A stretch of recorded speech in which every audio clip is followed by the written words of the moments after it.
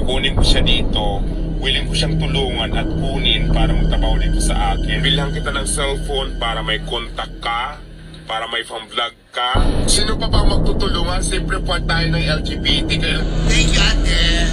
Maraming salamat, Ate Diwata. May God bless you always. Well, ayan, ang update kay Otlum. After ko bilhan ng CP, hindi na siya nagpakita, hindi na siya pumasok sa akin, hindi na niya tinupad ang usapan namin.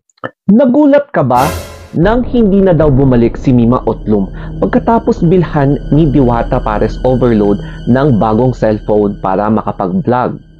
willing ko siyang tulungan at kunin para magtrabaho dito sa akin. Matatandaan na inoferan pa ni Diwata Pares Overload na magtrabaho si Mima Otlum sa Paresan para naman magkaroon siya ng panibagong pangkabuhayan. Kailangan talagang gusto ko mangyari, magtulungan tayo. Pero saan nga ba nagpunta si Mima Otlum?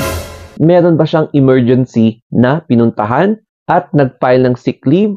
O baka naman tuluyan na siya talagang hindi na magpapakita pa kay Diwata Pares? Tapos ayan, tinupad ko na yung sabi ko, diba? Bibilang ko sa ng cellphone.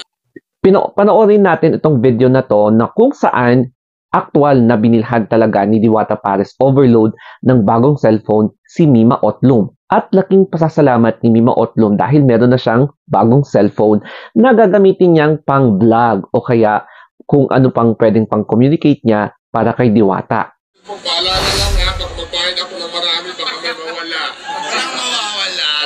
Ano sabi mo? Thank you, ate. Wala kailangan makikita ko sa yung gagamitin mo.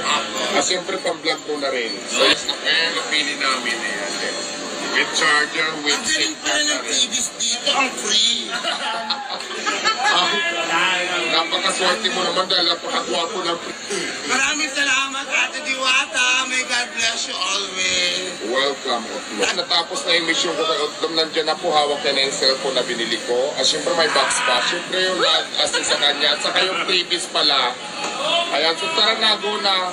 Pagkatapos bilhin ni Diwata ang cellphone ni Otlum, ayan, dali-dali na silang umuwi. And baka ito na nga ba ang huling pagkikita nilang dalawa? Abangan na lang natin. Baka magpakita si Otlum after ilang days. Tara na, go na. Punta na tayo doon. Halika na, uwi na tayo, ha? Uwi na tayo, tara na. Halika na, uwi na tayo, ha? Dito mo talaga mapapatunayan kung gaano kabusilak ang puso ni Diwata kasi hindi niya kaano-ano si Mima Otlum pero nagawa niya ito talagang bilhan ng isang mahalagang bagay at yan yung phone na pwedeng gawing pangkabuhayan ni Mima Otlum at ipagpatuloy niya yung kanyang pagbablog kasi nga content creator din si Mima Otlum. So yung mga videos na to courtesy kay Diwata Pares Overload.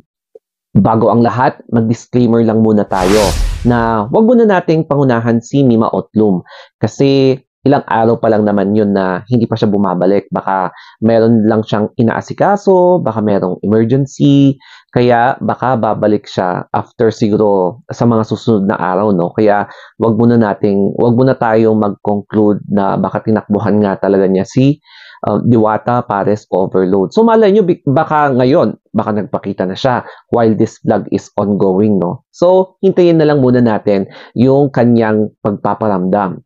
Pero in any case na hindi pa rin siya magpaparamdam after how many months na, then, ang may problema talaga is kay Mima Otlum.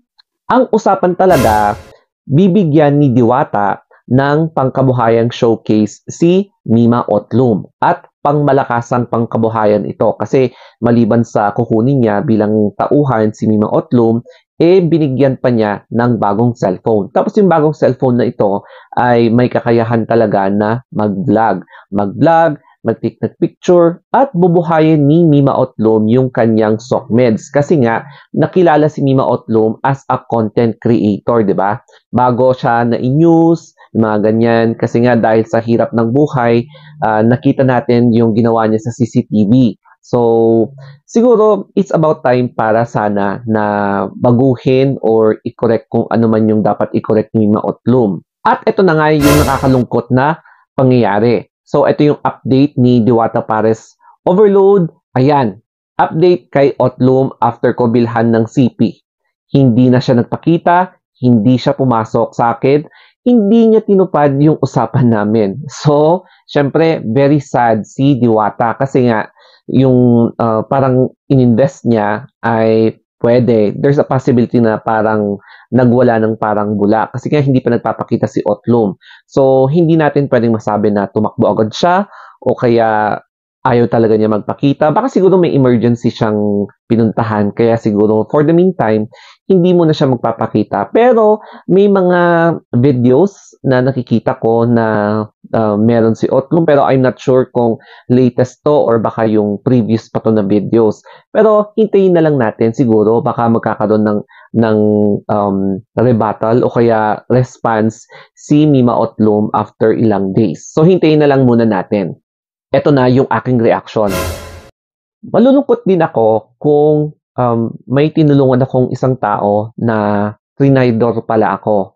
Pero sa case ni Otlum, wait muna, no? Mag-wait muna tayo kasi malay natin, bigla siyang magpapakita sa paresan after 1 week. O kaya less than 2 weeks, di ba? Tapos, yun pala, may inasikaso talaga siyang emergency. So, yes, bigyan pa din natin siya ng chance. Pero kapag 2 weeks na wala pa rin, tapos umabot na ng 1 month, hindi pa rin siya nagpapakita, then, well, ganun talaga ang buhay. Pero ang importante dito is nakatulong. Hindi yung umaasa ka ng parang rest back, mga ganon, or naniningil ka ng mga tinulong mo. Kasi, alam mo yon, pag sinusumbat mo yung mga tinutulong mo, parang nag-expect ka ng return of investment na parang hindi kusa yung loob mong tumulong, no? Parang ganun yung para sa akin. Pero kay Diwata naman, alam naman natin na kusang loob siyang tumulong kahit na alam niyang ganun yung, kahit na hindi niya na-expect na ganun yung mangyayari. Pero ang importante dito is sana magkaroon ng mas malawak na kaisipan si Mima. Sana ma-enlighten siya na isipin niya na marami pa ring tao na gustong tumulong sa kanya kahit na ganon yung nangyayari.